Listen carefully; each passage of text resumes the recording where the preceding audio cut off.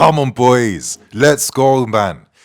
Wow, for a second then, I thought we were going to blow all the great efforts we showed against Newcastle by letting these guys come back to sneak a draw. But thank you, Reece James, you beautiful man. I mean, that defensive clearance near the end, you understand just how brazy that moment was. I mean, you need the self-belief, you need the ability, the quality, composure and control then to head that ball that's coming against you at a very negative angle over the crossbar. Most players, that's their own goal, but not Reece James. To see this guy play a full 90 minutes, I'm very happy because these are the things that Reece brings to help improve the team. But you know what? In the end, I think we just about deserved this win against a spirited Newcastle team that didn't exactly know when to give up and when they were beaten. Listen, I think we had the better moments and we probably should have made it more than 2-1 today. But I'm just glad that this team that still hasn't peaked yet, that is still a long way away from peaking, not only as players individually, but as a team under Maresca. The fact that when moments go against them in game, but they still keep on persevering, they show that willingness and desire to still commit to tackles, press Newcastle up the field, etc., etc. I think they deserve some big credit for that because, this was a pretty entertaining game, pretty end-to-end at times. And to be honest, I think we did enough to get this win. And I would have been disappointed considering some of the exquisite moments of football. And they came courtesy of probably the best English talent by a mile. One of the best players, not only in this league, but in Europe. And that's Cole Palmer, because wow, wow, wow, wow, wow.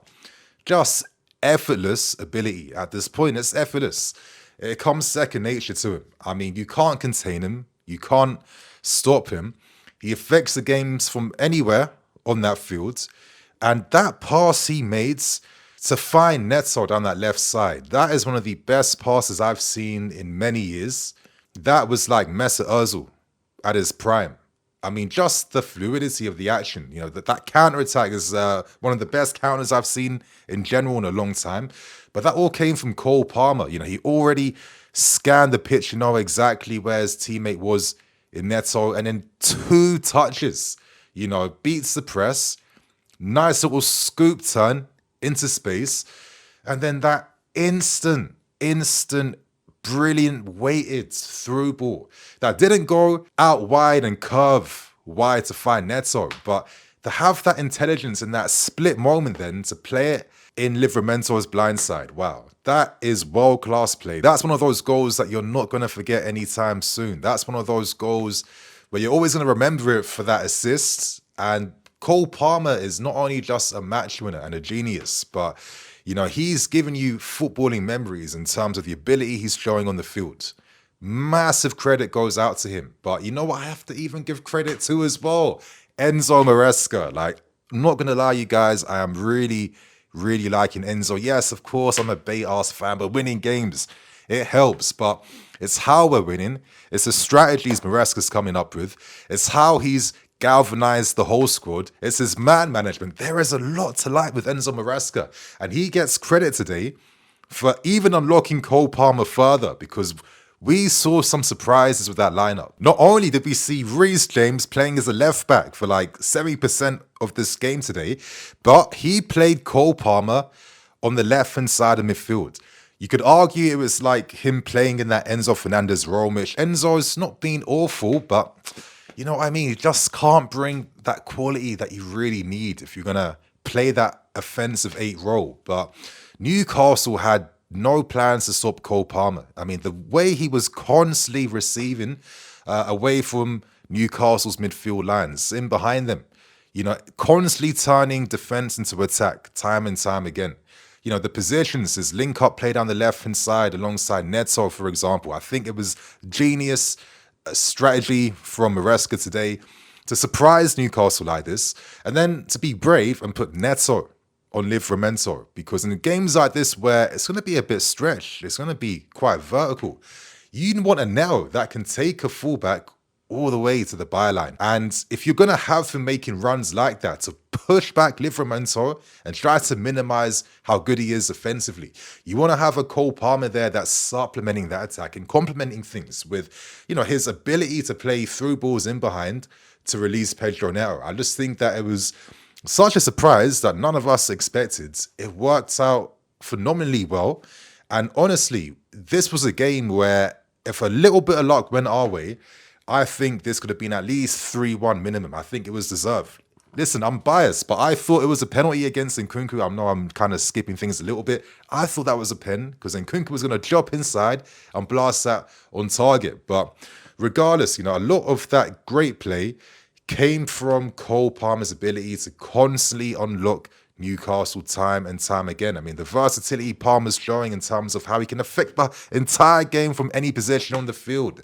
This is special stuff we're witnessing. And I feel like, we need to really cherish these types of moments because we are witnessing the birth of, I think, a superstar at our football club. Now that I've finished eulogizing Cole Palmer, listen, we saw some good performances today. I thought the boys were on it. I thought Noni, he was on it. He was a great outlet for us on the right flank. He wasn't afraid to get stuck in against Newcastle. He wasn't afraid to push them back as well. He was constantly that wide guy who was going 2v1, 1v1 at times, being the free option for us. I thought he was good. I thought Nicolas Jackson today, I think Nico has improved so much recently. I feel like he's on that Isak type of class right now in terms of just the overall ease at which he's playing.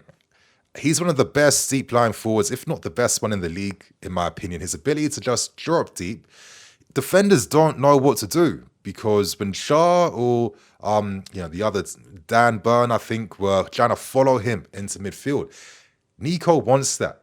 That's the trap he's creating for the opposition because if you don't win that tackle against him, you're finished.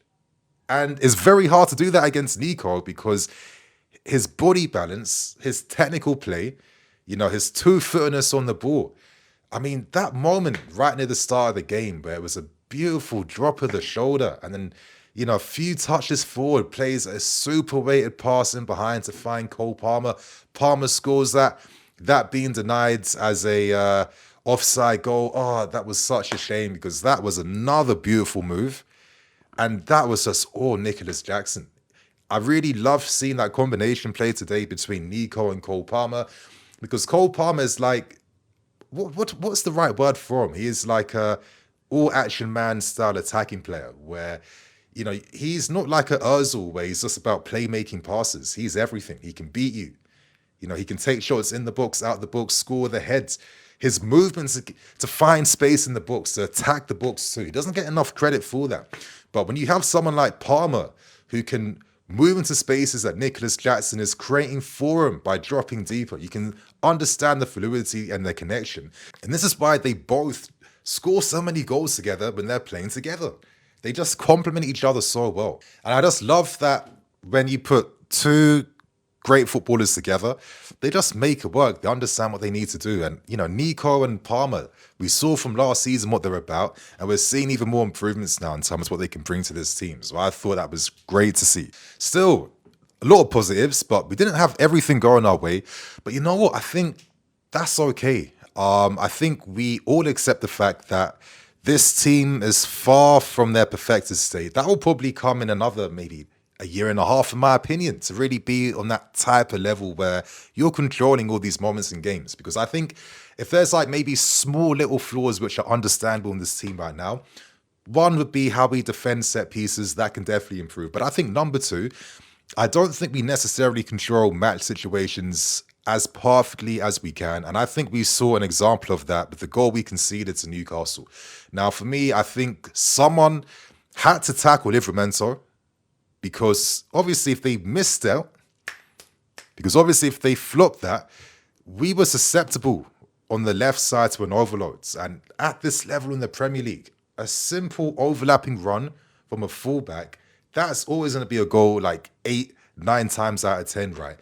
And we should have prevented that because I think Lavia, Caicedo and someone else should have won that ball against Tino in that moment.